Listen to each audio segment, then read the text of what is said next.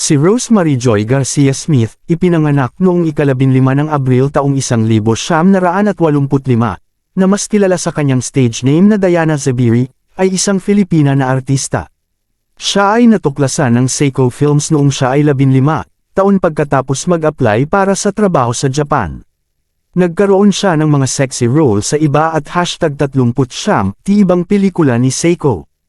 Noong Oktubre taong 2002, naging malawak na kilala si Zubiri sa Pilipinas matapos mag-pose sa tuktok ng EDSA show Flyover sa Mandaluyong, na nakasuot lamang ng two-piece bikini.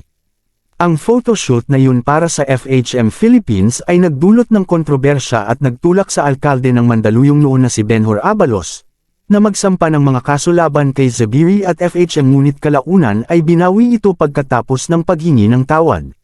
Noong 2005, dahan-dahang umalis si Zubiri sa mga sexy na pelikula at nagpatuloy sa pagiging TV actress sa GMA Network. Isa sa kanyang kapansin-pansing papel ay ang pagganap kay Divina sa drama series na Linlang at Danaya sa Encantadia Fantaserie. She was also a regular cast member in the sketch comedy program, Bubblegang, and starred in drama series including Babangon Ako at #30, Tidudurugin Kita, Danizael Sita at #30, Gaano Kadalas Ang Minsan. At Nita Negrita. Noong 2012, pagkatapos ng 9 na taon ng pananatili sa GMA Network, lumipat siya sa karibal nitong network na ABS-CBN at pumirma ng 3 taong eksklusibong kontrata. Sa kanyang kabataan, maraming beses siyang nag-apply sa talent center ng ABS-CBN bago nag-apply sa Japan, ngunit siya ay tinanggihan.